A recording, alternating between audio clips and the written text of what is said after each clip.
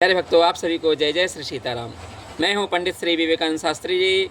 आज के इस वीडियो में हम शयन करने की विधि को श्रवण करते हैं। प्यारे भक्तों, हमें शयन कैसे करना चाहिए, किस दिशा में करना चाहिए, किस स्थिति में करना चाहिए, कब कहाँ कैसे शयन करना है, इन सब की संपूर्ण जानकारी आज के इस वीडियो में हम आपको प्रदान करेंगे। आप लोग वीडियो को पूरा अवश्य श्रवण कीजिएगा।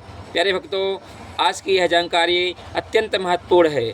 कहते हैं शास्त्रों में शयन करने की विधि बतलाई गई है, तो हम यहाँ विष्णु पुराण के शयन करने की विधि को आपको बतलाने जा रहे हैं। आप लोग सावधान होकर सुनिए। प्यारे भक्तों, विष्णु पुराण में कहा गया है कि प्राच्याम दिशि शिरसस्तम याम्या यामथ वा नृप सदैव स्वपतः पुंसो विपरीतम तुरोगदम।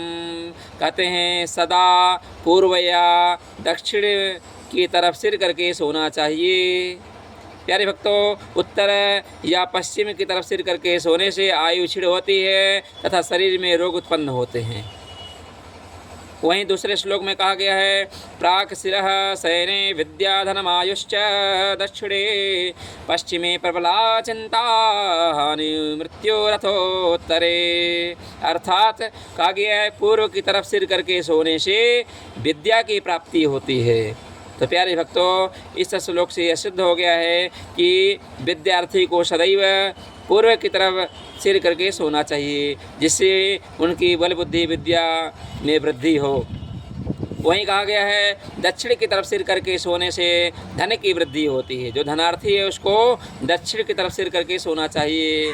साथ ही आयु की भी वृद्धि होती है दक्षिण दिशा में सिर करके सोने से। प्यारे भक्तों, पश्चिम की तरफ सिर करके सोने से प्रबल चिंता होती है। आपके परिवार में कोई न कोई समस्या उत्पन्न हो जाती है, आपको कहीं न कहीं सोचने पर विशेष मजबूर कर देती है।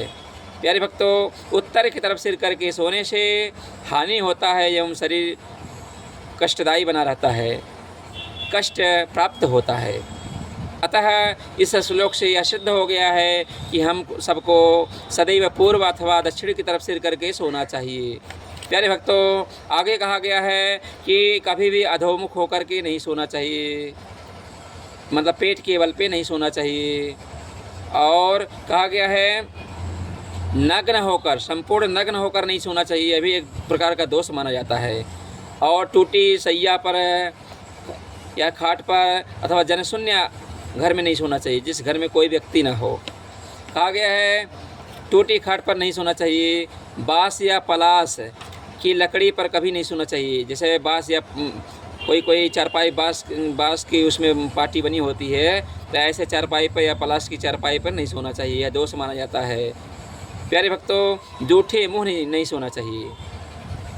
और कहा गया है भीगे पैर नहीं सोना चाहिए। भीगे पैर सोने से लक्ष्मी की हानि होती है, हमें सूखे पैर सोना चाहिए। प्यारे भक्तों, आगे कहा गया है अंधेरे में नहीं सोना चाहिए, संपूर्ण अंधेरा नहीं होना चाहिए। कुछ न कुछ प्रकाश आपके रूम में जहाँ आप सोते हैं वहाँ पे कुछ न कुछ प्रकाश होना चाहिए।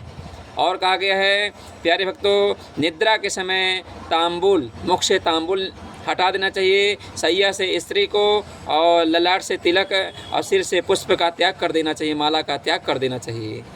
प्यारे भक्तों, कहा गया है जब आप सोते हैं तो आपकी बाएं तरफ आपकी पत्नी हो, और पति पत्नी को कभी भी ईशान कोण में नहीं सिर करके सोना चाहिए। ईशान कोण में सिर करके सोने से उन लोगों में आपस में कलह बना रहता है।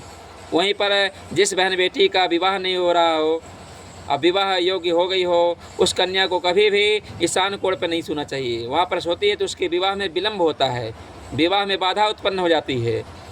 जिस बहन बेटी का विवाह नहीं हो रहा हो और उनको शीघ्र ही विवाह करने की इच्छा हो, तो ऐसे बहन बेटियों को घर के वायव्य कोण में सोना चाहिए, तो उनका शीघ्र ही विवाह हो जाता है। वायव्य कोण पश्चिम और उत्तर का कोना होता है। प्यारे भक्तों, आगे कहा गया है कि जिस व्यक्ति के सोते सोते सूर्योदय हो जाए अथवा सोते सोते सूर्यास्त हो जाए, ऐसा जातक पाप का भागी होता है, उसे प्रायश्चित करना पड़ता है।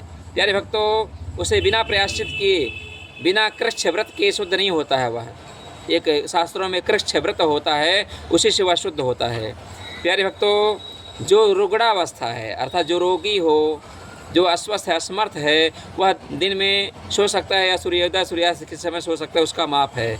और कहा गया है कि जो बच्चे हैं उनके लिए भी माप है यह नियम।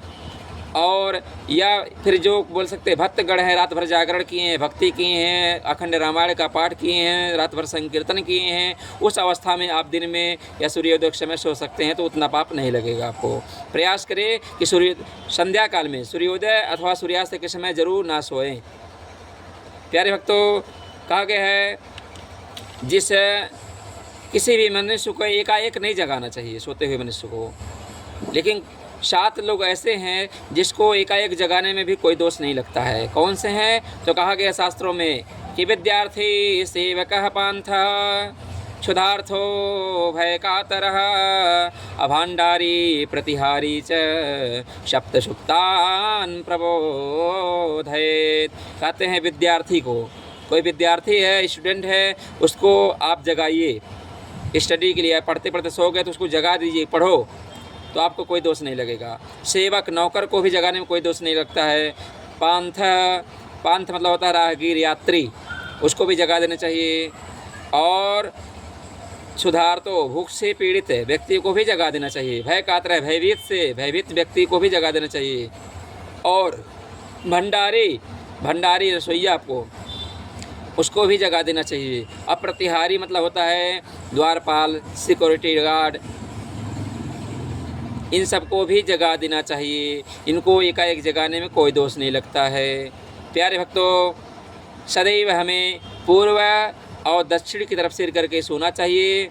प्यारे भक्तों, आप सभी को यह शयन करने की विधि पसंद आई हो तो हमारे YouTube चैनल श्री सीताराम सेवा पथ को सब्सक्राइब जरूर करें। आपको ऐसे ही वीडियो प्राप्त होते रहेंगे। आप सभी का दिन मंगलमय हो। आप सभी को जय जय श्री सीताराम।